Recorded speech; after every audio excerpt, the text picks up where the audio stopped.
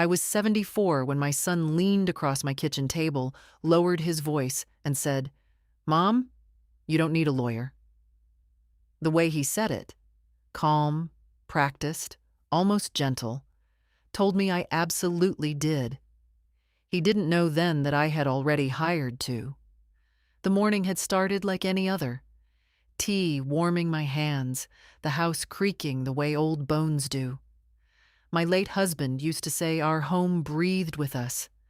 Now it breathed only with me. I'd grown used to silence, but not to the tone my family had begun using.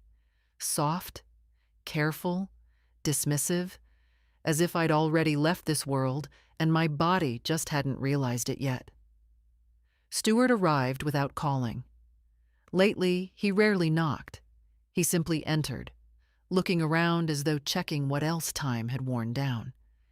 His wife, Clara, followed him, her perfume reaching the room a second before her irritation did. She smiled with lips that had forgotten sincerity years ago. "Mom," Stuart said, pulling out a chair, "we've been thinking. This house, it's a lot for you, and finances at your age can get tricky." At my age. As if 60 suddenly flips into 80 and 80 collapses into helplessness. Clara placed a folder on the table, sleek, expensive, smelling faintly of someone else's intentions. "Just routine documents," she explained. "Things to make your life easier. Nothing you need to overthink." I'd been a librarian for 42 years. I know the weight of a lie from the way it sits inside a sentence. And this one sat heavy. Still, I nodded politely and poured tea for them, though neither touched their cups. Clara was impatient. Stuart was nervous. They kept glancing at the folder, waiting for me to open it. I didn't. Instead, I asked, "Why don't you tell me what's inside?"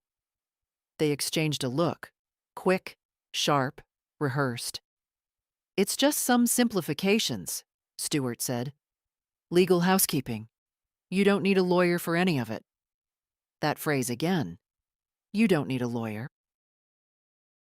My husband had been dead 14 years, but I could almost hear him breathe beside me. "Be careful, Evelyn.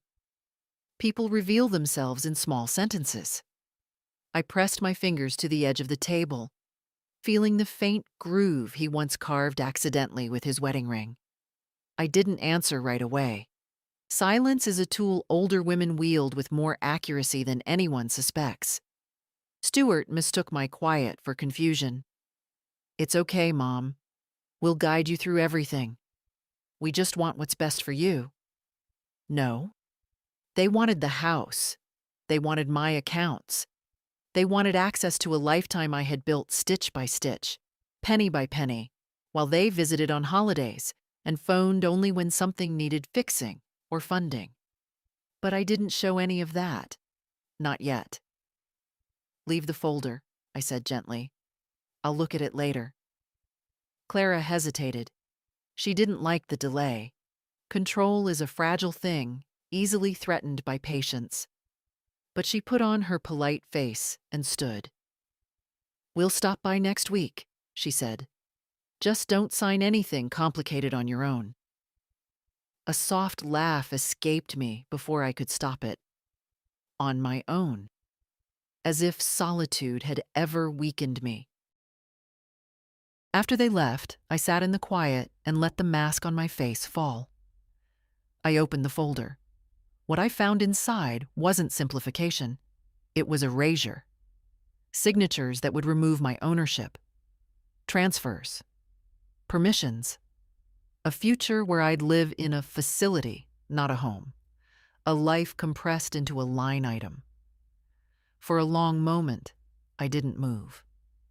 Then I reached for the small card tucked into my dresser drawer, the number of an attorney recommended by a woman at church.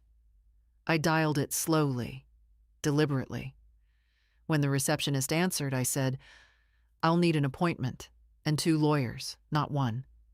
She asked why. I looked at the folder again, its polished edges shining like teeth.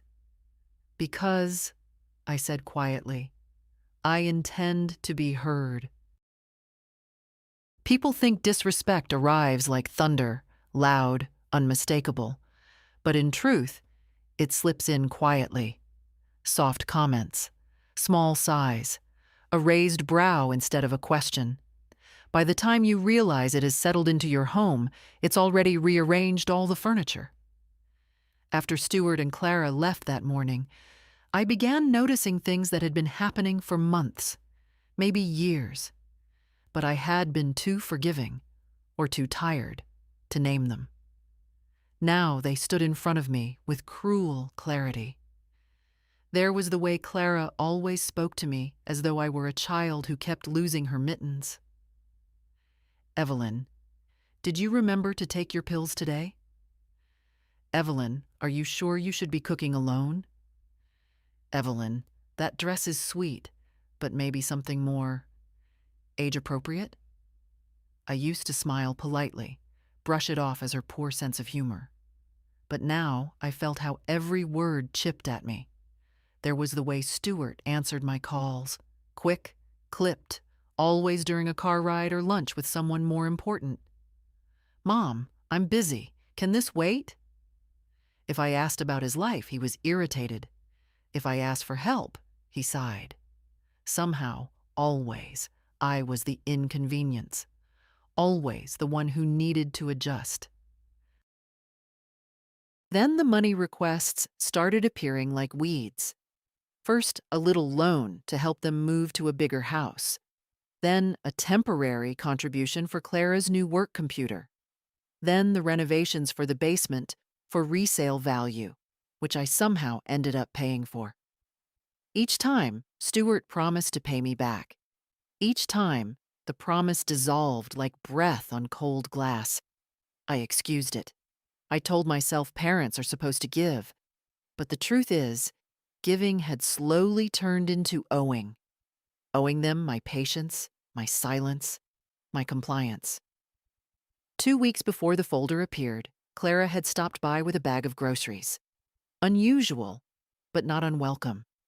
I thanked her warmly. She just smiled thinly and said, "Well, it's good to know you can still manage basic chores, Evelyn. We worry, you know." We worry. Funny how people claim to worry only when it's convenient for them. Another time, Stuart walked through my house, running his hand over the banister, eyes wandering the hallway. "This place must feel big for you now," he said. "Too much upkeep. Too many hazards. I mean, it's just not safe for someone your age." Someone your age. Like he already saw me slipping, faltering, disappearing. But I wasn't disappearing. I was simply quiet. And quiet women are often mistaken for weak. A few days after the folder incident, Clara invited herself in again. She didn't even sit down before she began talking. "We've been thinking," she said, smoothing her blouse, "that maybe it's time to start simplifying your life.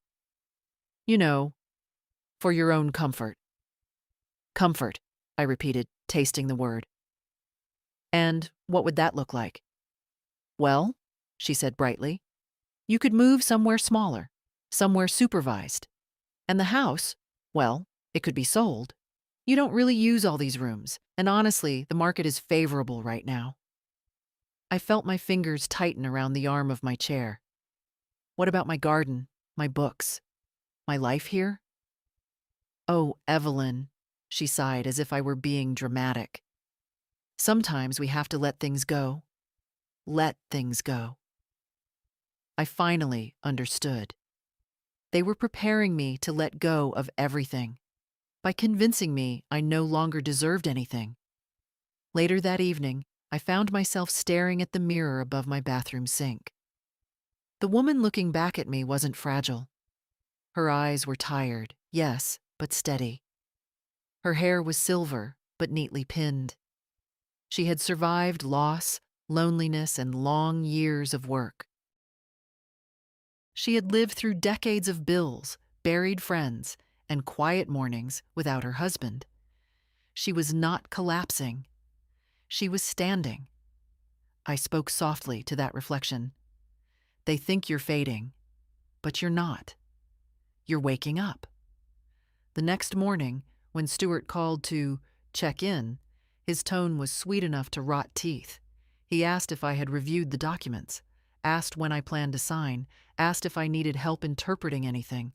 Interpreting, as though I hadn't read more books in my lifetime than he had emptied arguments. I told him I needed a few more days. His breath tightened. Mom, don't drag this out. It's simple. Just sign it. Just sign it.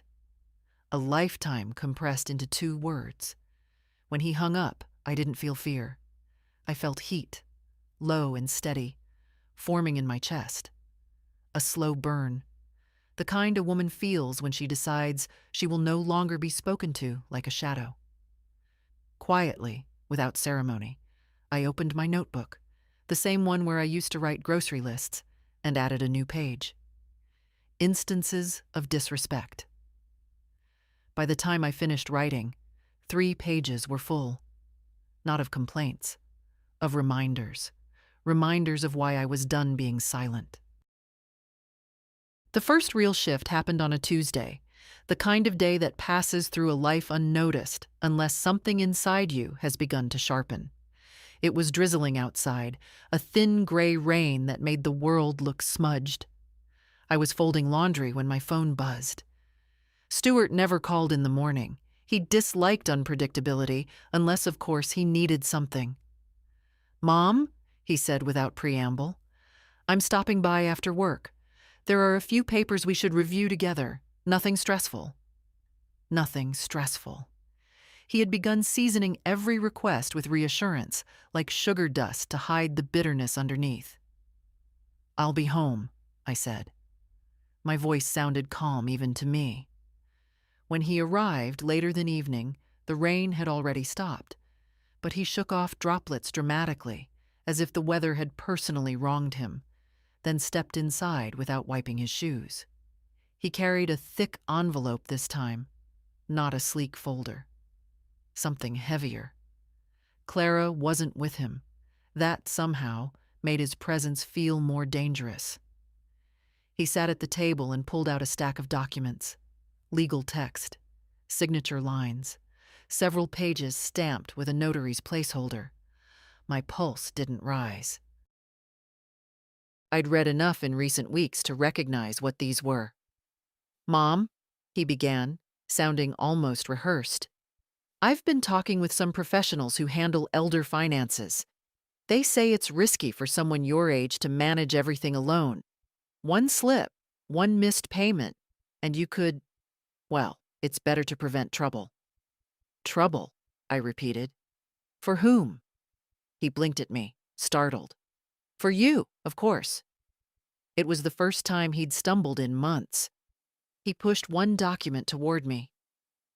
"This one appoints me to look over your accounts, just routine access, so I can make sure everything is in order." Routine access, a polite synonym for control. "And this," he continued, sliding another sheet forward, "ensures the house is protected. Legally, it would transfer ownership to me, but you'd still have full rights to live here. Nothing changes day to day. It's just safer this way." Safer.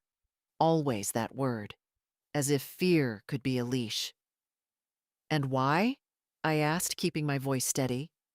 "Is this safer for me?" He looked irritated, then softened his tone in the way adults use when explaining things to toddlers. "Because you're 74, Mom. You forget things. You misplace documents. And Clara and I, well, we're in a better position to handle these things." I forget things. I misplace documents. Was that how they discussed me when I wasn't in the room? As a fragile object wrapped in fragile thoughts? He continued talking about probate, about responsibility, about the importance of planning ahead. His words spilled in clean lines. He had memorized them. Someone else had fed them to him. That consultant, most likely. The one Clara mentioned in passing weeks earlier. "May I see the last page?" I asked. He smiled, relieved he'd worn me down. He handed it to me. The final page wasn't a summary. It was the heart of the scheme. Full, durable power of attorney. Unrestricted. Immediate. Irrevocable. He waited for my reaction, but I set the paper down without blinking. "When did you start all this paperwork?" I asked. "Oh," he waved a hand. "I've been preparing for a while. It's better to have everything ready. These things take time." I watched him closely. He wasn't nervous. He wasn't conflicted. He was confident, because in his mind, I was already compliant. "I see," I said. He sat straighter, sensing victory. "Good. So maybe we should sign tonight? I already arranged for a notary tomorrow if you'd like the documents processed right away." Arranged. Already arranged. He'd skipped past my consent entirely. I stood and walked to the cabinet where I kept my glassware. Not because I needed a drink, but because I needed a moment with my back turned. A moment to pull the anger down, shape it into something cool and sharp. "Stuart," I said gently as I returned, "why are you in such a hurry?" He exhaled, impatient. "Because delays complicate things. Because if something happens to you—" "If something happens to me," I interrupted, "is that what you've been planning for?" His jaw tightened. A small muscle near his temple twitched. "Mom," he said sharply, "don't be dramatic. I'm trying to help you." Help. The most misused word in a manipulator's vocabulary. I sat down again, folded my hands, and met his eyes. "Leave the documents. I'll read them." He seemed dissatisfied, but he didn't argue. Instead, he neatly placed the stack on the table, tapping the top page twice with his finger, as if sealing an unspoken agreement. "I'll come by this weekend," he said. "Please, don't make this harder than it needs to be." When he walked out, I didn't feel broken. I felt something else. A steadiness spreading beneath my ribs. A rising clarity, quiet but firm, like the first note of a song I hadn't sung in years. For the first time in a long time, I understood. Stuart wasn't trying to protect me from the world. He was trying to protect the world from me, from a mother who might say no. The house was quiet after Stuart left. Too quiet, the sort that presses against your ears as if waiting for you to break.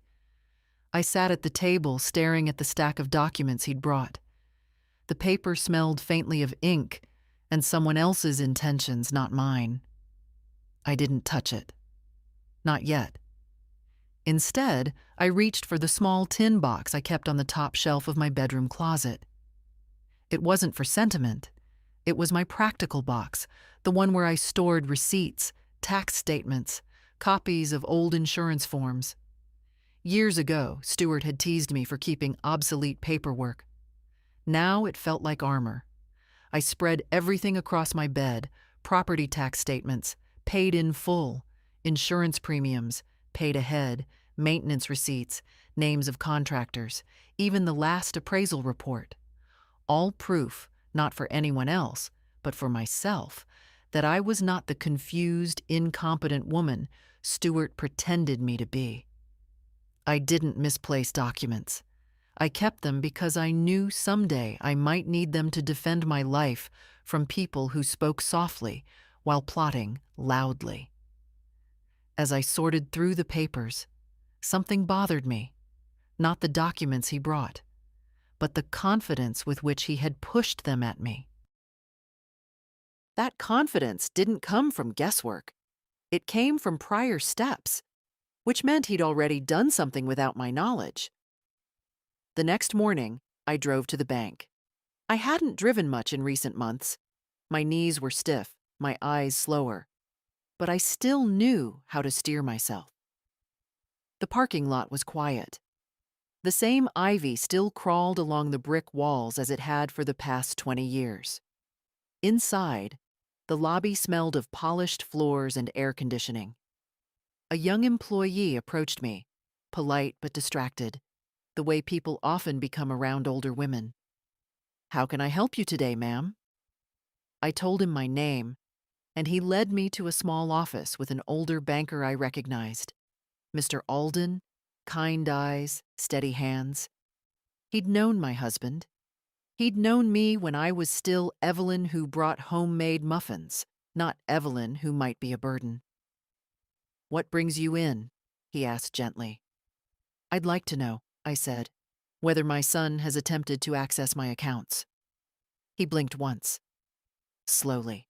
Not from surprise, no, from the effort of choosing the right words. "Well," he began, "there have been inquiries." Inquiries, a careful word to soften the reality. "Show me," I said. He hesitated, then turned his monitor slightly toward me. I didn't understand all the codes, but I understood dates. 2 attempts to access my portfolio. 1 attempt to initiate an update to my beneficiary list. 3 meetings with a family wealth advisor. The dates aligned with the first time Clara started dropping comments about your future living arrangements. I felt something inside me settle, not panic, not fear. A quiet, steady certainty, as if a puzzle piece had clicked into place. "I never authorized any of that," I said. "Which is why nothing was changed," he reassured me. "But Mrs. Marlowe, it may be wise to secure your accounts more tightly." I nodded. "I'd like to place full restrictions, notifications, password changes, whatever you recommend." He made the changes while I watched, his fingers moving quickly over the keyboard. When he finished, he handed me a folder. "If anyone tries again, you'll know." I thanked him and walked outside into the sharp sunlight. My knees ached, but my resolve didn't. On the drive home, a memory flickered. A small one, easy to overlook. A month earlier, Stuart had stopped by, "Just to check the mail for you." I'd thought it strange at the time. I wasn't away, and I certainly didn't need help retrieving envelopes from a wooden box. But now I saw the truth behind his forced casualness as he rifled through letters, holding some a moment too long, asking questions about bills I hadn't discussed with him. He'd been gathering information, preparing. By the time I reached my house, I felt neither anger nor betrayal. Something more refined had replaced it. Clarity. I placed the bank folder next to the documents Stuart had brought. 2 stacks of paper. 2 versions of my future. 1 written by others, and 1 I was beginning to shape myself. That evening, I made myself chicken soup. Simple, steady. Something my hands remembered even when my mind wandered. But my mind wasn't wandering tonight. It was alert, crisp. While the soup simmered, the phone rang. Clara. "Evelyn," she chirped, too sweet. "Just calling to see if you need anything. Tea? Groceries? Help with the house?" Help? That cursed word again. "No, thank you," I said. "Well," she continued with a light false laugh, "Stuart was worried you might get overwhelmed by all the paperwork. We know legal language can be confusing. It isn't confusing to me," I interrupted. Silence. Short, surprised. "Well, that's wonderful," she finally said, though her tone said the opposite. "We'll come by this weekend. Maybe we can finalize those forms." Finalize. They truly believed this was a foregone conclusion. "Of course," I said calmly. "I'll be ready." And I would be. Because now, at last, I knew exactly what I was fighting. Not for the house, not for the money, for my dignity. The decision to see a lawyer didn't come in a burst of bravery. It came the way most turning points arrive in an old woman's life. quietly, after a long exhale, when you finally admit that kindness has been mistaken for surrender. I didn't tell anyone where I was going, not Stuart, not Clara, especially not them. I put on my gray coat, the one with deep pockets, and tucked the bank folder inside. My hands shook slightly, not from fear, but from anger that had settled into my bones so thoroughly it felt like age. The law office was in a modest brick building near the post office. I'd passed it 1,000 times without ever imagining I'd cross its threshold.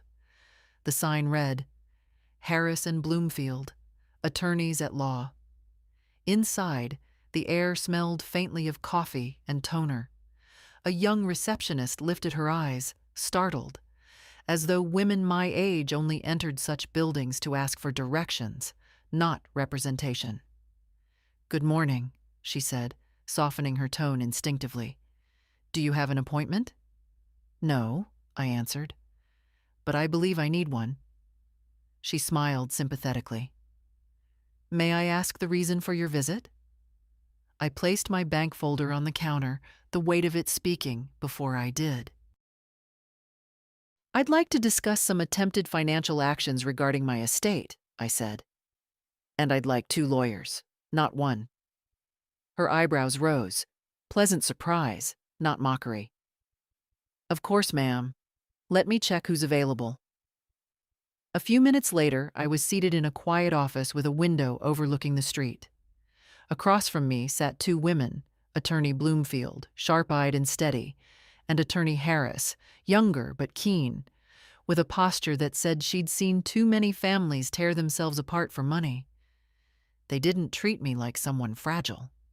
They didn't soften their voices. They didn't assume I'd misunderstand. It was the first respect I'd felt in months. "What brings you to us, Mrs. Marlowe?" Bloomfield asked. I slid the stack of documents toward them, the ones Stuart had brought. "My son wants me to sign these." Harris's eyes scanned the first page, then widened. "This is a full transfer of property rights."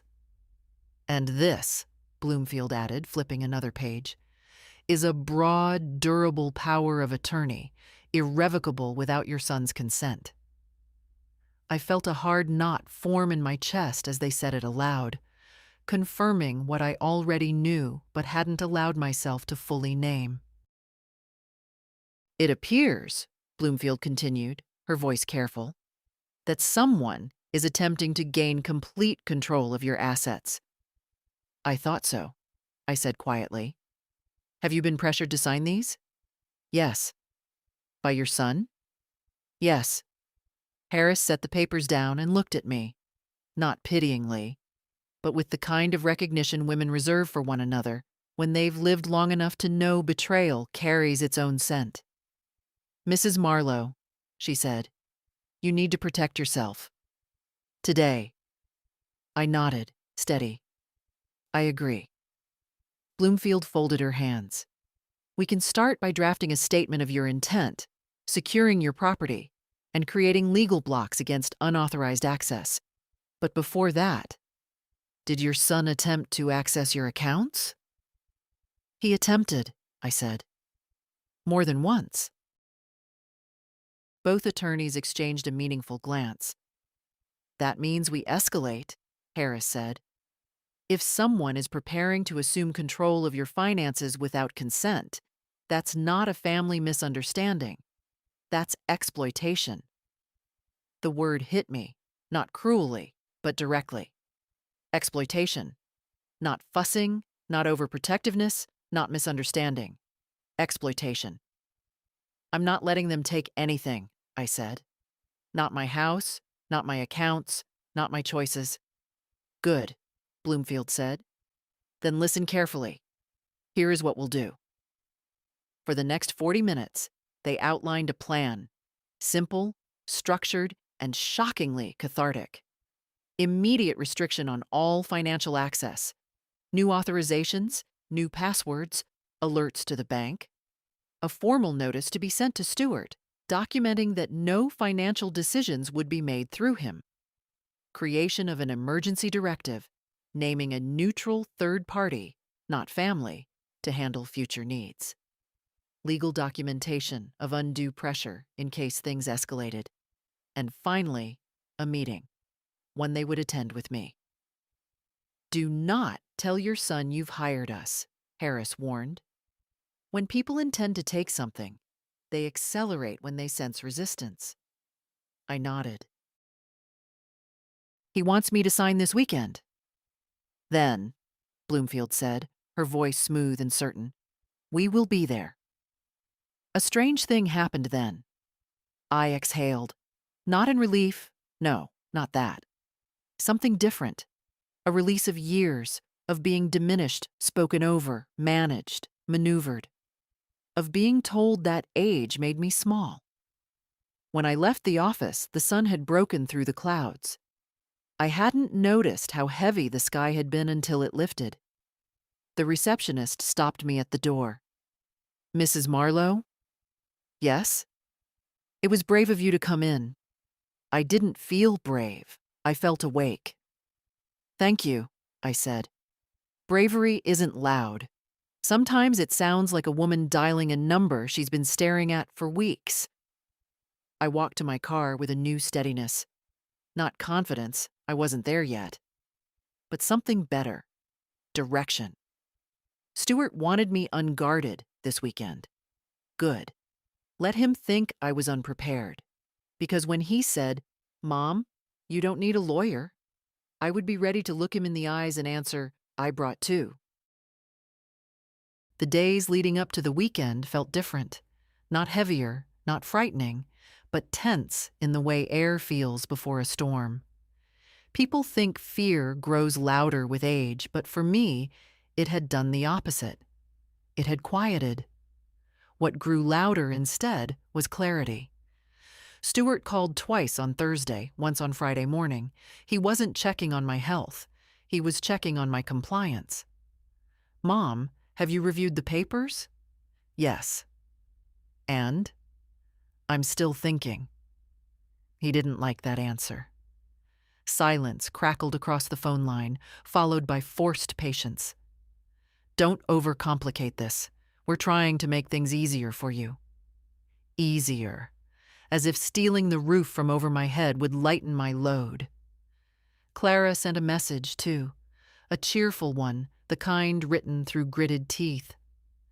Let us know if you have questions. You know legal things can be overwhelming at your age. At your age. I'd begun to hear that phrase the way a soldier hears incoming fire. Instantly. Instinctively. On Friday evening, they arrived early, uninvited. Stuart rang the bell twice, briskly, as if knocking on the door of someone who owed him a debt. When I opened it, he stepped inside without waiting. Clara followed, bringing a breeze of cold perfume and her usual air of polite impatience. We thought we'd go through the paperwork together, she said, glancing around my living room as though taking inventory. It'll be easier if we walk you through the confusing sections. I'm not confused, I said. Have a seat. They did, but reluctantly. Stuart placed the documents on the table between us, tapping them with 2 fingers in that habit he had when he wanted things done quickly. You've had plenty of time, he said. Let's finalize this tonight. His voice had that tone, smoothed over authority, the kind men use when they believe they have already won. I poured tea for all of us. Not because they deserved it, but because I needed my hands to perform something steady. While the kettle hummed, I watched them from the kitchen doorway. Clara whispered something to Stuart. He frowned. Their impatience floated through the room like a sour scent. Mom, he called, could you bring the pen? Let's just handle this. Just handle this. As though my life were a light chore, they were tired of sweeping around. I placed the tea on the table and sat down. Before I sign anything, I said, I want to understand why this is important to you. Stuart shifted. It's not about us. It's about your safety. No, I said gently.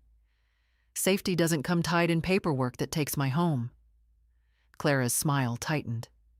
You're misunderstanding the documents. I read them, I cut in. Every page, every clause that transfers control, every line that replaces my decisions with yours. She looked away then, but Stuart leaned forward. Mom, don't start imagining things. It's standard procedure. We're not the enemy. Ah, there it was. The defensive insistence of someone who knows exactly what they're doing. I folded my hands. Tell me something, Stuart. Why is the transfer of my house included? Why the irrevocable power of attorney? Why would I need to surrender everything today? He exhaled sharply. Because the longer we wait, the riskier it gets. You forget things.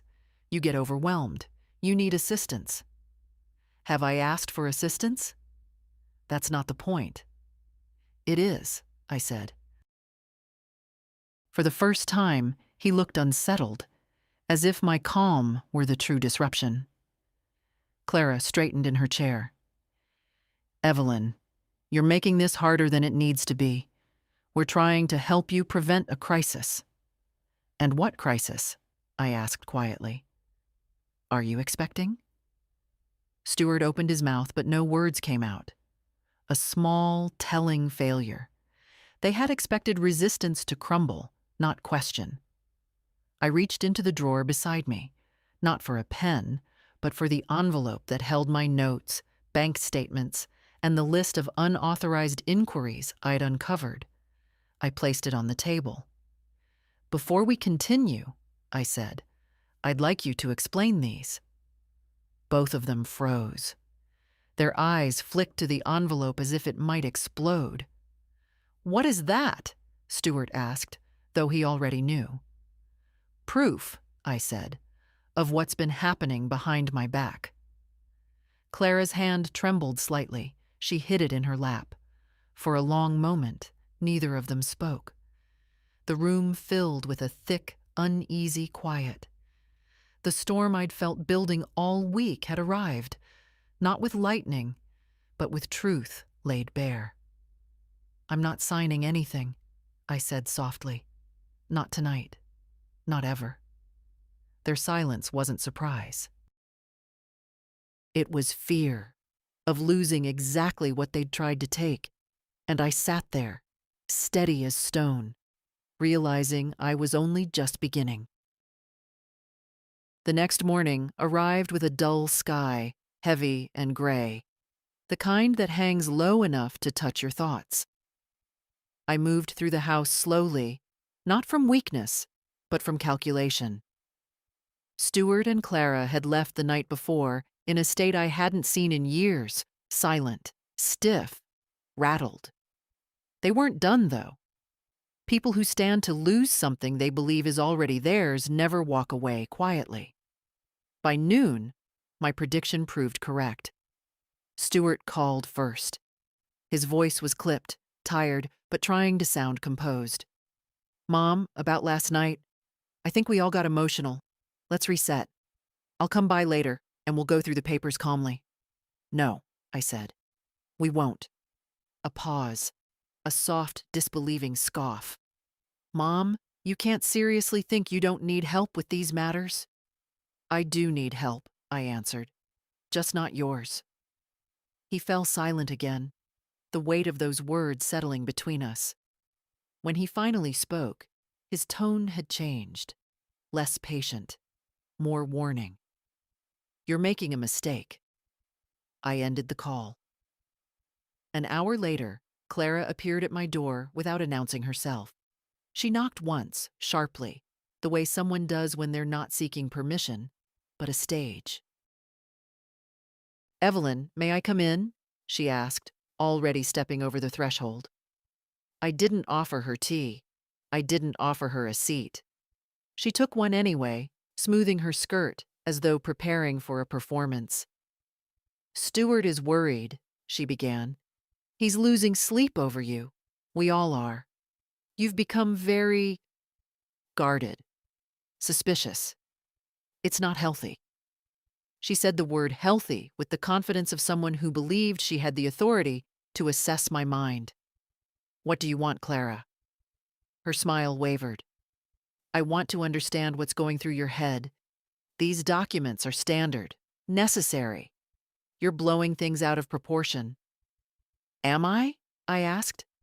"Then explain why the house must be transferred to you immediately." "To us?" she corrected sharply. "For efficiency. For planning. You don't want to leave a legal mess behind someday, do you?" There it was. Someday. Spoken with just enough emphasis to remind me they expected that day sooner rather than later. I walked to the kitchen counter, not to distance myself but to level the field. Clara couldn't fill the space with her presence if I chose not to sit in front of her. She watched me carefully, waiting.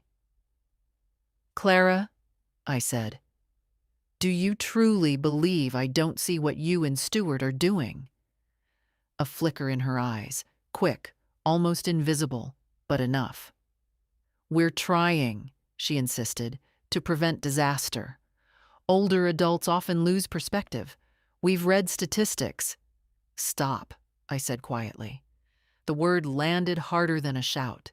She swallowed, trying to regain control. "Evelyn, you may not realize it, but you're making choices that could harm you. Signing the documents will give everyone peace of mind." "Whose peace?" I asked. She didn't answer. The silence stretched, heavy, uncomfortable. Her lips parted once as if to speak, but she closed them again. "You know," I said, leaning slightly against the counter, "your tone has shifted over the years. You used to at least pretend kindness. Now you don't bother." Her cheeks colored, not with shame, but with anger. "You're being unfair," she snapped. "Stuart does everything for you, everything, and you repay him with paranoia." I let the words fall. They didn't touch me. "What Stuart wants," I said, "is control disguised as responsibility." She stood abruptly, the chair scraping sharply against the floor. "This stubbornness is exactly why we need to step in before things get worse." Worse. A word chosen as pressure, not concern. She picked up her purse and marched toward the door. She paused only once, glancing back at me with a mixture of frustration and something sharper. Fear. "You're pushing him away," she said, "and when you finally need him, he may not come." "I've needed him before," I replied. "And he didn't come then either." Her breath caught. Then she left, letting the door close harder than she intended. For several minutes I stood in the quiet, listening to the echo fade through the house. I felt no guilt and no hesitation, only certainty. Their pressure was escalating because they believed time was running out. Mine was just beginning. I walked to the dining table and sat down, the room still and watchful. I opened my notebook to a fresh page and wrote one sentence. Today, they showed their hand.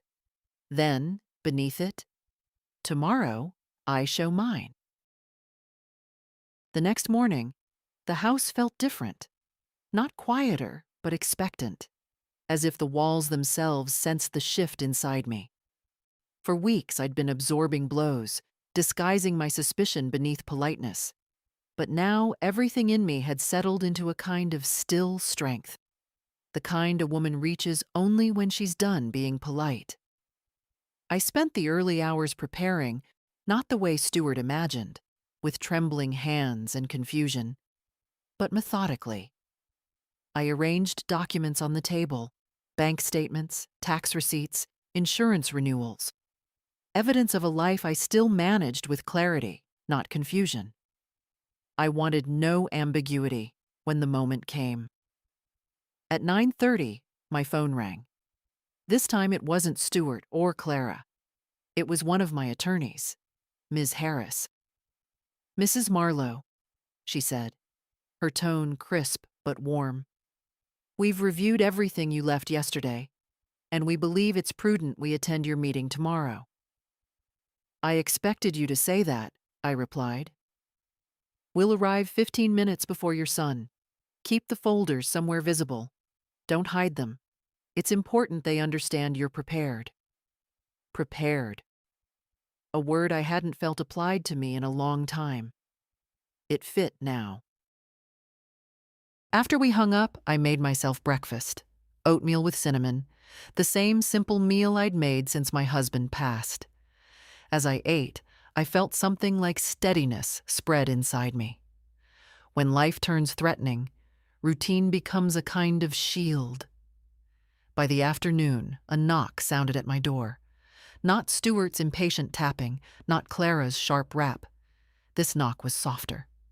I opened the door to find my granddaughter, Hannah, standing with a shy smile. "Hi, Grandma," she said. "I was in the neighborhood."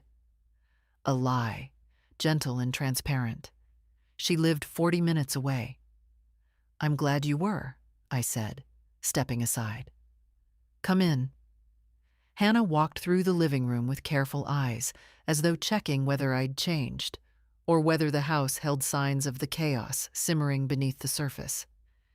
She sat at the kitchen table, her hands wrapped around a cup of tea I'd made before she asked.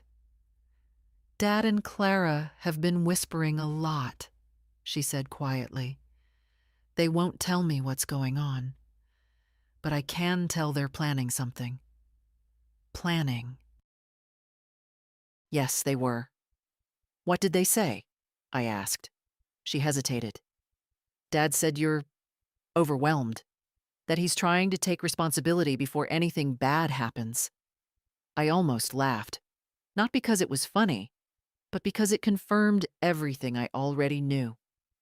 "Hannah," I said softly, "do I seem overwhelmed to you?" She looked at me, long, searching, and shook her head. "No," she whispered. "You seem clearer than usual." I reached across the table and squeezed her hand.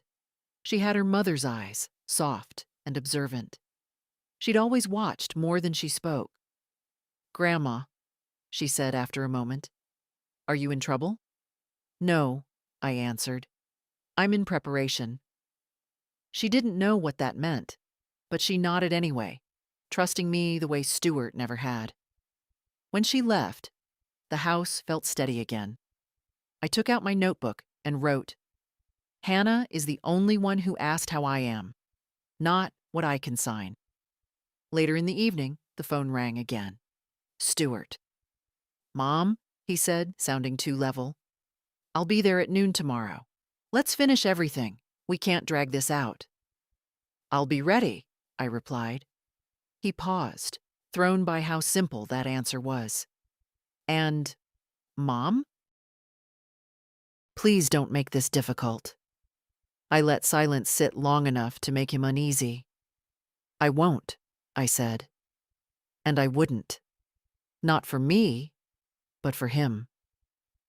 Difficult would arrive on its own when he discovered the ground beneath him wasn't as solid as he believed. After I hung up, I walked through the house slowly. I touched the back of the sofa my husband once napped on. I straightened the frame of our wedding picture. I closed the curtains in the dining room. Not because I was nostalgic, but because I was acknowledging what was mine, what I had built, what I would not be talked out of. When night fell, I didn't pace or worry. I brewed chamomile tea and sat in my favorite armchair, the one with the sun-worn fabric. I let the quiet settle around me. Not suffocating, not lonely, just honest. For the first time in weeks, I slept deeply. Tomorrow, the roles would reverse. Tomorrow, the woman they believed they could maneuver would arrive with a truth they never expected. And when Stuart sat across from me, expecting signatures, expecting surrender, expecting silence, I would look him in the eyes and reveal the one thing he feared most. I was not alone in the room anymore. I woke before sunrise the next morning, not from nerves, but from something steadier: purpose. At 74, most mornings arrive slowly, like reluctant visitors.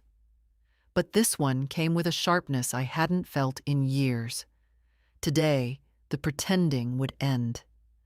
I moved through the house with deliberate calm, opening curtains, airing out the rooms, making the space feel less like a battlefield and more like a stage I'd chosen. I set the dining table with 3 chairs, one for me, one for Stuart, and one directly beside mine for the attorney who would not be hidden. At 11:30, Ms. Harris arrived. Her presence filled the room without noise. Tidy gray suit, measured steps, eyes that saw everything. She greeted me as an equal, not a client to be handled gently. "Are you ready?" she asked. "Yes," I said. "More than ready." We reviewed the plan one last time. Simple, steady, unshakable. Harris would speak only when necessary. I would lead. These were my boundaries to reclaim. At 11:57, a car door slammed outside. Not one slam. 2. Stuart and Clara had come together just as I expected. They wanted united pressure.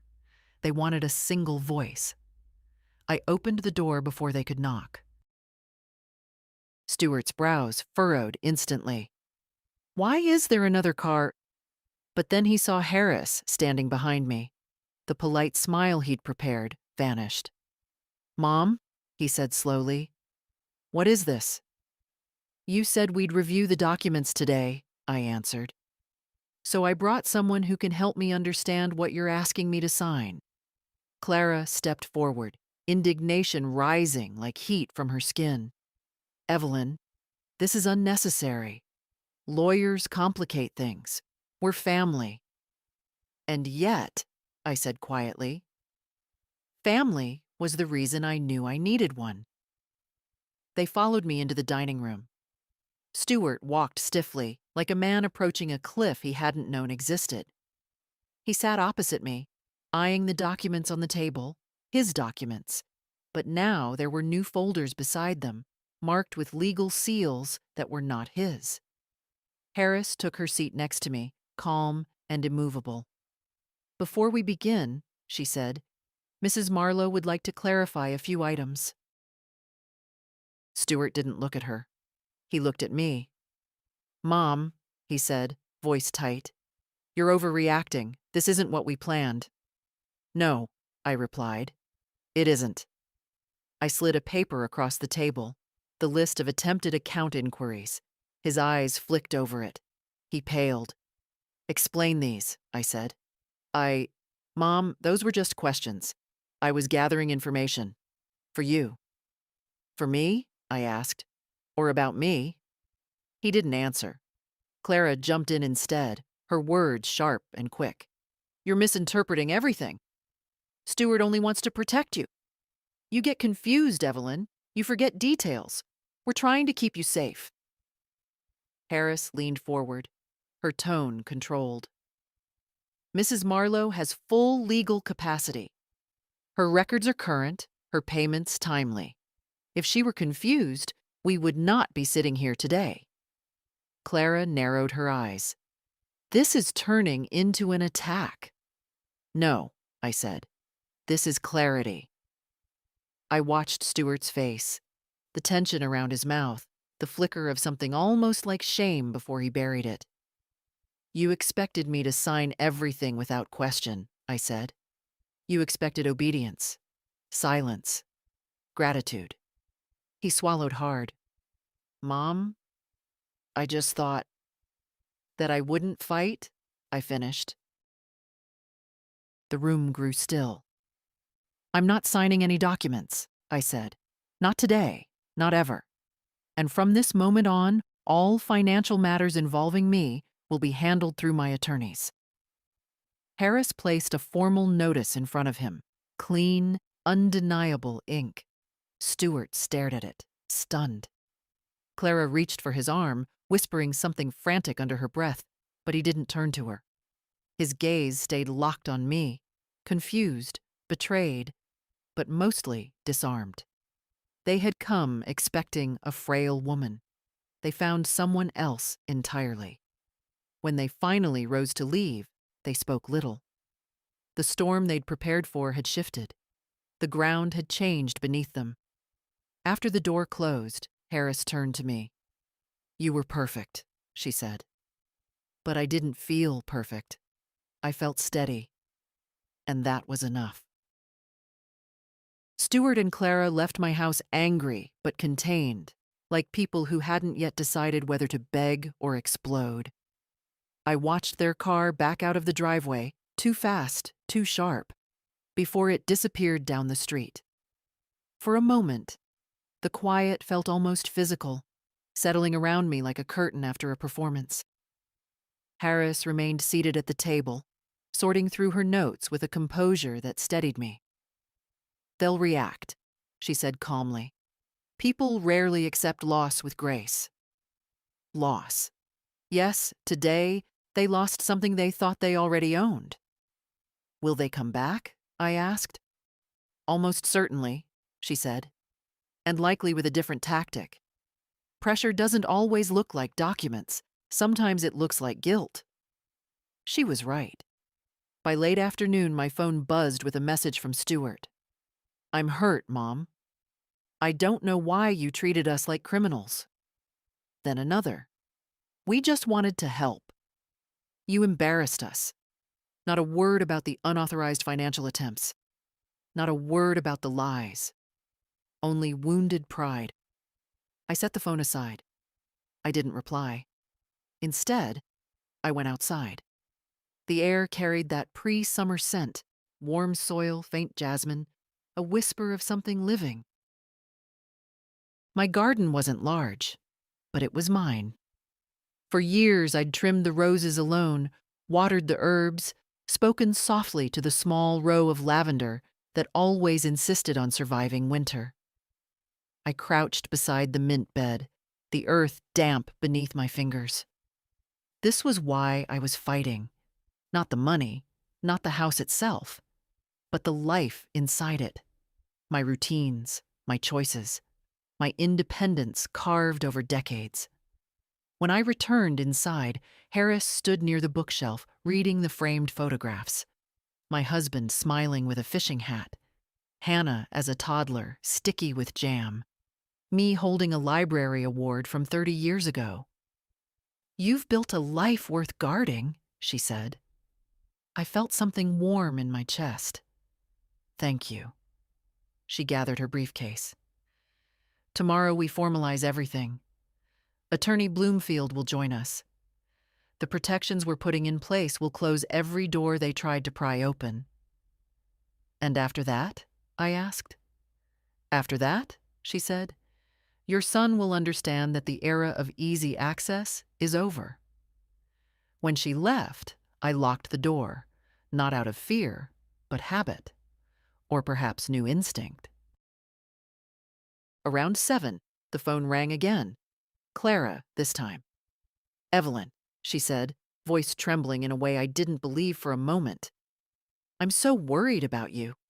This hostility isn't like you. Stuart cried. Do you understand?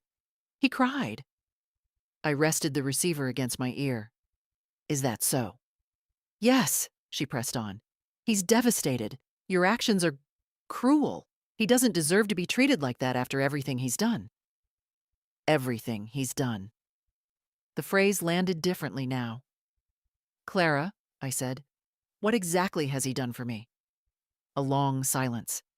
Then, coldly, "This is why you needed us to step in. You can't see what's best for you." "And yet," I replied, "I saw enough to hire 2 lawyers." Her breath caught, sharp, startled. She hadn't expected me to say it aloud. "This is going to break him," she said finally. "No," I answered.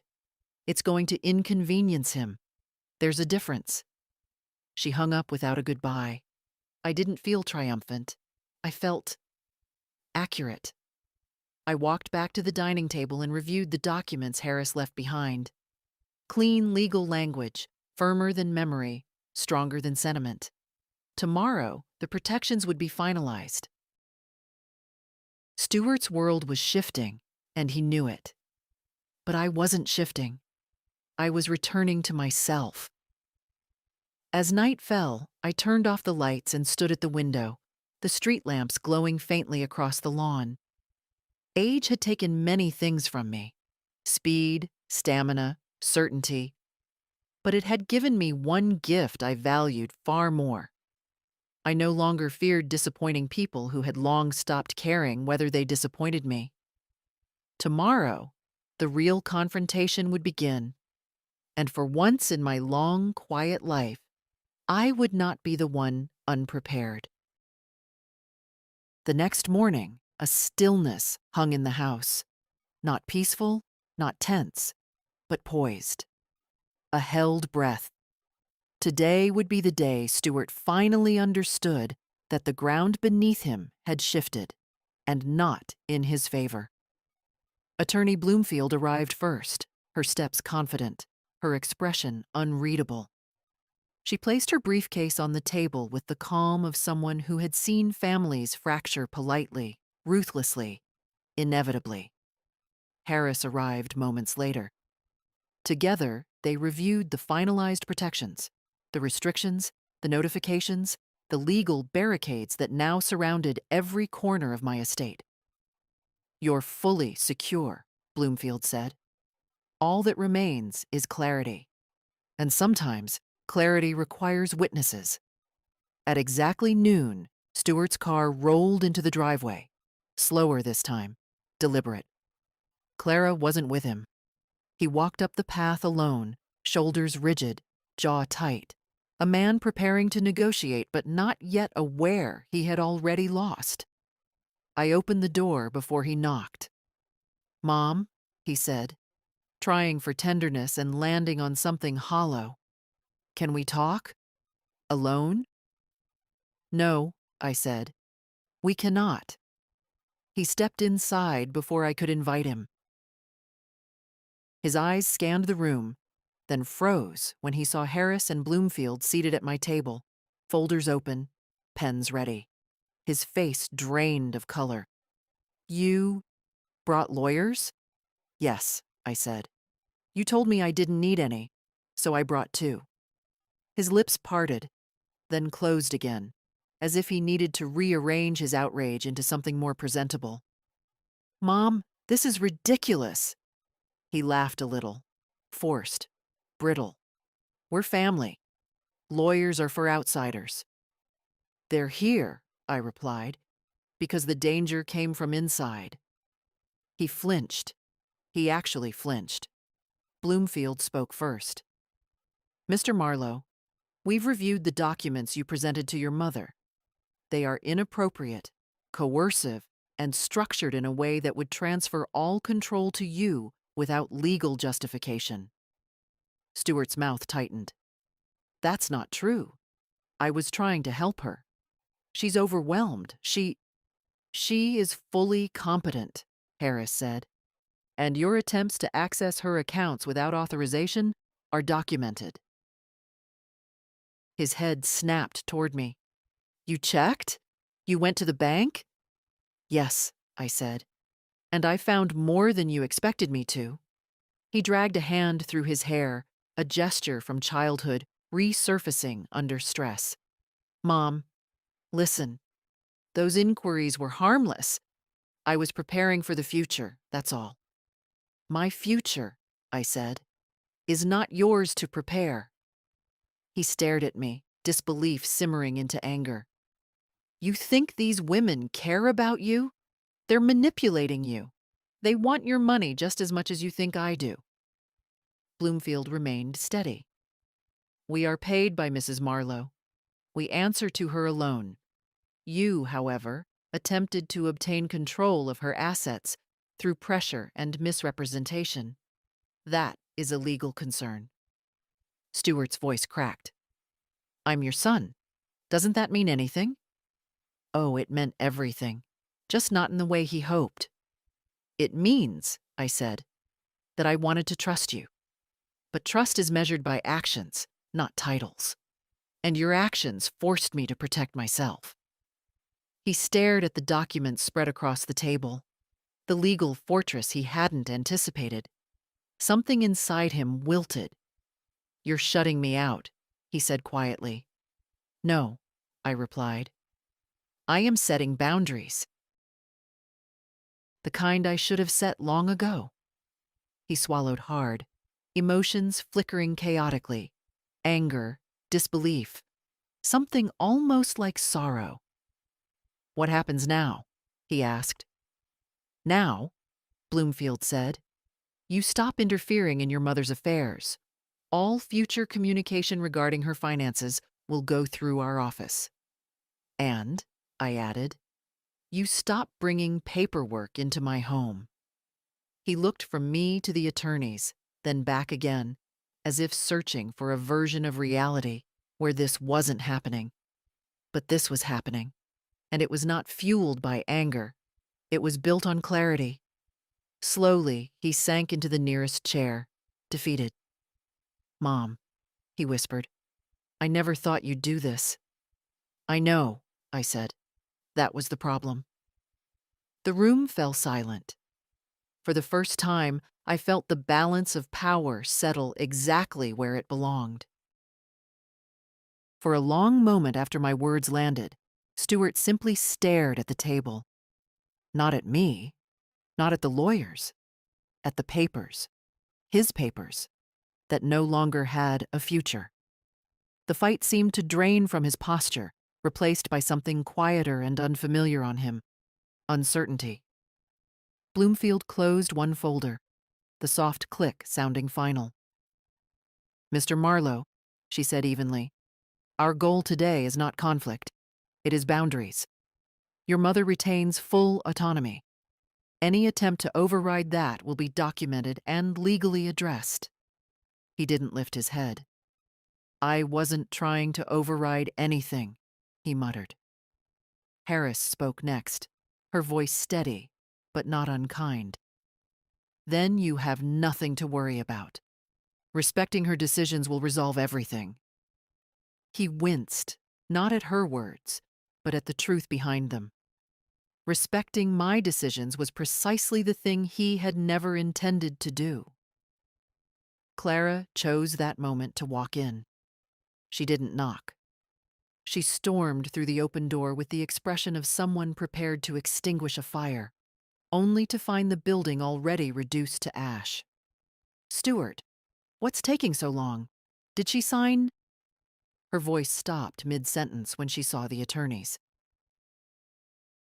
Her face tightened, then smoothed into a brittle smile.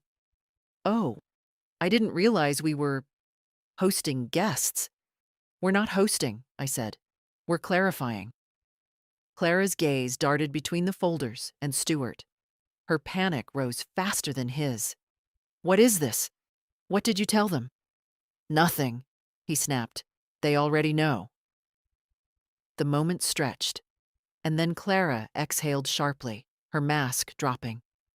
"Evelyn, this is unnecessary. You're blowing a simple family matter into something dramatic." "That's what people say," Bloomfield replied, "when their intentions cannot survive scrutiny." Clara bristled. "Excuse me?" Harris interjected before the tension snapped. "Mrs. Marlowe has decided not to transfer any assets or authority. All attempted pressure has been documented. Going forward, any further attempts will be met with legal action." Clara scoffed. "Pressure? We were helping her. She can't manage everything at her age." "At my age," I repeated softly, "I'm capable of recognizing both kindness and exploitation. You have shown me the latter." Her cheeks flushed crimson. "This is ridiculous. Stewart, say something." But Stewart, for once, had nothing to say. He wasn't defeated. He wasn't repentant. He was stunned, realizing that the woman he'd underestimated had drawn a line he could not cross. Finally, he spoke. "Mom, why didn't you tell me you felt this way?" "I did," I answered. Not with accusations, with boundaries you ignored. His eyes glistened with something that might have been regret, or might have been the realization that he had lost something valuable. You think I don't love you, he whispered. I think, I said gently, that love without respect isn't love. It's convenience. He looked away. Clara rose, her chair scraping the floor. Fine. If you want to make yourself a victim, go ahead. But don't expect us to drop everything when something happens to you. I nodded once. Thank you for the honesty. My calm unsettled her more than anger ever could. She grabbed her purse and marched toward the door. Stuart stood more slowly. He looked older than he had yesterday, worn, uncertain, stripped of the certainty he'd always relied upon. Is this really how it's going to be now? He asked. No, I said. It's how it should have been. He didn't argue. He didn't apologize either. He simply left. When the door clicked shut, the house fell into a deep, honest silence. Harris and Bloomfield exchanged one small, satisfied glance, the kind professionals share when a line has been drawn cleanly. Mrs. Marlowe, Harris said, you handled that with grace. Grace. Not fury, not collapse. Grace. I breathed out slowly. What happens next? Bloomfield replied, life continues, on your terms. They packed their folders and stood to leave. At the door, Harris paused. You were stronger today than most people half your age, she said. No, I answered. Today, I was simply myself. When they left, I sat alone at the table, tired, steady, and no longer afraid. For the first time in a very long while, the house felt like it belonged to me again. The morning after the confrontation felt strangely clean, like the air after a long rain. Nothing in my house had changed. The same photographs, the same quiet rooms, the same worn rug under my feet. But I had changed. Or perhaps I'd finally returned to the woman I had once been, before years of soft compliance dulled my edges. The first task was simple, though symbolic. I gathered every envelope, financial statement, and household bill into a neat stack and placed them in a drawer Stuart never knew existed. They were no longer items he could question, touch, or interpret for his own benefit. They were mine again, quietly, firmly mine. By 10 o'clock, Bloomfield called. The protections are fully active, she said. Your accounts are locked to all outside access, including your son's. Legally, he cannot make inquiries or initiate actions. I nodded, even though she couldn't see it. And the house? Secure, she confirmed. No transfer, no loopholes, no conditional clauses. If anyone attempts anything, you'll know within minutes. Minutes. After months of feeling watched, maneuvered, pushed, minutes felt like a luxury. Thank you, I said. You did most of the work, she replied. We just made it official. After I hung up, I made myself tea and sat on the back porch. The rose bushes were blooming unevenly, but they were blooming. The wind hummed softly through the fence boards. Life, in its quiet persistence, felt more loyal than my own son had been. Around noon, Hannah arrived again, this time without pretending she happened to be nearby. She walked in with her backpack, eyes scanning my face, searching for bruises of the soul rather than the skin. Grandma, she said gently, Dad's furious. I exhaled. I expected that. He says you humiliated him, she continued. But when I asked what happened, he wouldn't explain. He just kept saying you blew everything up. I smiled faintly. Some things need blowing up. She sat across from me. Are you okay? Yes, I said, and for the first time in years, the word wasn't a polite lie. I told her, not every detail, not the cruelest lines, but enough for her to understand the truth without carrying its weight. Her eyes widened, then narrowed with an anger she didn't try to hide. He tried to take everything from you, she whispered. He tried, I corrected softly. And he failed. She looked down at her hands. I don't know who he is anymore. I reached out and touched her wrist. People don't become someone else overnight. We simply stop overlooking what they've always shown us. We sat in silence for a moment, a rare, comforting kind. Then she straightened. What do you want to do now? She asked. Live, I said, on my own terms. In the afternoon, I visited the bank once more, not out of fear, but completion. Mr. Alden greeted me with a warm smile, clearly already informed by my attorneys. Your account alerts are active, he said. If anyone attempts access, even a question, you'll receive notice. Good, I said. I don't want shadows in my finances anymore. He nodded. You deserve transparency. Transparency, a word I had tasted rarely in recent years. Before leaving, I updated my emergency contacts, removing Stuart and Clara entirely. Seeing their names vanish from the form felt like exhaling a burden I'd carried without realizing its weight. When I returned home, I sat again at the dining table, the same table where Stuart once tapped his fingers impatiently, expecting my life to fold neatly beneath his plans. Now the surface was clear. Open. Mine. I took out my notebook and wrote, These boundaries are not punishment. They are protection of my life, my peace, and what remains of my dignity. Outside, the sun dipped low, painting the edges of the yard gold. For years, I had feared this stage of life, being alone. Now I realized I wasn't alone. I was free. They had lost access, but I had regained myself. In the days that followed, the house settled into a new kind of quiet, one without tension, without waiting, without the ache of anticipating another intrusion. Silence can be a wound, but it can also be a balm. This time, it felt like the latter.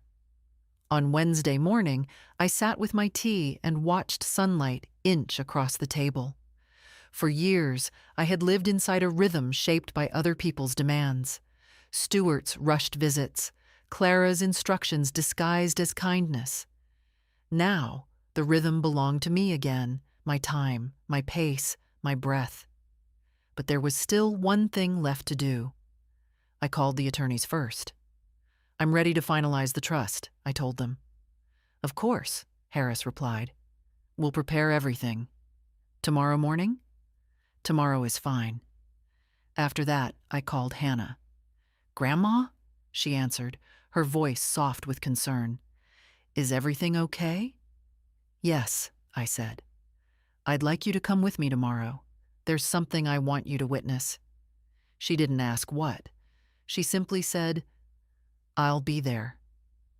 I spent the rest of the day gathering the documents Harris requested: identification, property files, account overviews. Each paper felt lighter than it had weeks ago. They no longer represented what could be stolen. They represented what I could protect.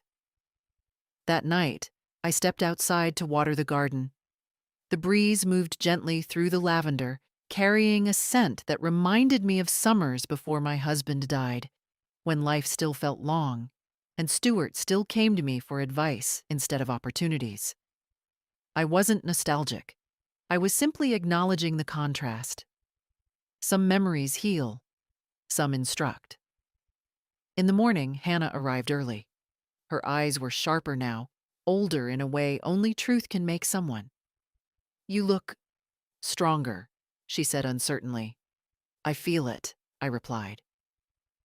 We drove together to the attorney's office. She didn't fill the silence with questions or assumptions. She just sat beside me, present in a way her father hadn't been in years. Inside, Bloomfield reviewed the final documents. Clear, precise, airtight. The trust, she explained, ensures that your assets, your home, your savings, your investments, are protected and transferred according to your wishes. No one can contest it without exposing themselves. And the beneficiary? I asked, though I already knew. Whomever you name, she said. I glanced at Hannah. Her breath caught slightly, a quiet uncertainty flickering across her features. I want her, I said. Bloomfield nodded and began writing. Hannah blinked. Grandma, are you sure? I don't want you to think you owe me anything. I don't, I said. This isn't payment. It's intention. She lowered her gaze, blinking hard. Your father, I continued gently, made choices that distanced him from my life. You made different ones. I didn't do anything special, she whispered. You showed up, I said, without expecting anything in return. That's rarer than you think. When the documents were ready, Bloomfield slid them to me. I signed each page slowly, deliberately, the way a woman signs her name when reclaiming it. Hannah watched silently, tears gathering but not falling. Afterward, Harris placed the final folder in my hands. Everything is legally sealed. No one, not your son, not his wife, can undo this without your consent. Good. I'd spent too many years watching other people try to rewrite the edges of my life. As we drove home, Hannah finally spoke. Dad, he's going to be angry. He'll adjust, I said. And if he doesn't? I looked out at the passing houses, the small, ordinary world that had held my quiet battles. Then that's his work to do, not mine. When we reached my driveway, she hugged me tightly, tighter than she ever had. There was no fear in her, no awkwardness, just respect. Thank you, she whispered. Not for the trust, but for trusting me. After she left, I went inside and placed the trust folder in the same drawer where Stuart's old documents once lay. But that drawer felt different now. Lighter, cleared of shadows. I stood there a moment, letting the truth settle. I had not just protected my home. I had chosen who deserved to inherit the life I built. Not the one who expected it, but the one who earned it. In the days after the trust was finalized, something inside me softened. Not into weakness, but into a steadiness that comes only after a storm passes and you realize you're still standing. The house seemed to breathe easier too. Or perhaps it was just me, finally moving without the weight of someone else's intentions pressing against my back. Stuart didn't call. Clara didn't message. Their silence, once a wound, now felt like space. Wide, clean, necessary. I didn't celebrate their absence. I simply didn't miss their presence. For the first time in months, my routines returned to me unharmed. I woke early, opened the curtains, made tea without glancing at the phone, without anticipating another disguised demand. I walked through each room slowly, reacquainting myself with the life they'd tried to compress into paperwork. I was not fragile. I was not lost. I was simply older, and older does not mean erased. On Friday afternoon, Hannah stopped by again. She didn't ring the bell. She knocked softly and waited, patient as always. When I opened the door, she smiled, not the nervous smile of someone tiptoeing around family tension, but the easy smile of someone who knows where she stands. "Grandma, I brought you something," she said. She held out a small, potted rosemary plant. "You said your old one didn't survive the winter." I took it carefully. Thank you. Rosemary's stubborn. It needs someone who pays attention. She laughed. Just like you. We sat on the porch steps together, the sun low and warm on our backs. For a while, we said nothing at all, just listening to the birds, the distant hum of a neighbor's lawnmower, the quiet comfort of being understood without explanation. After a long moment, she spoke. Do you think Dad will ever apologize? No, I said honestly. I don't think apologies come from people who believe they've done nothing wrong. She nodded, absorbing it without bitterness. And if he tries to come back into your life? Then he comes back on my terms, I said. Boundaries aren't walls. They're doors with locks. And I decide who gets a key. She looked at me with that soft, searching expression she inherited from her mother. I'm proud of you. The words struck something deep, something tender I thought age had made unreachable. I placed my hand over hers. I'm proud of me, too. When she left, I planted the rosemary near the lavender. Two stubborn things growing beside each other, one seasoned, one new. I stood there a long time, letting the breeze lift the edges of my hair. Age had taken many things. Speed, certainty, the illusion that family love is always safe. But it had given me clarity. And clarity, I'd learned, is a kind of power. A quiet one, a dignified one, a lasting one. Inside the house, the trust documents rested in their drawer, protected, final. I no longer felt the urge to check them. What needed to be secured was secured. What needed to be said had been spoken. What needed to be ended had ended. In the mirror near the hallway, I caught my reflection. A silver-haired woman with steady eyes. A woman who had been underestimated by her own child, but not by herself. For the first time in a very long time, I whispered, "You did well." And for the first time, I believed it deeply. My story wasn't loud, it wasn't glamorous, but it was mine, and I had reclaimed every inch of it. If someone tries to take your life, your voice, your choices, remember this. You are allowed to defend the ground you stand on, and if you're reading this and something in my story feels familiar, even painfully so, then hear me clearly. Don't stay silent. Don't shrink. Don't surrender what you've earned. Stand up for yourself, quietly or loudly, but firmly, fully, and without apology. And if this story touched you, share it, save it, or leave a comment so more women can remember their worth.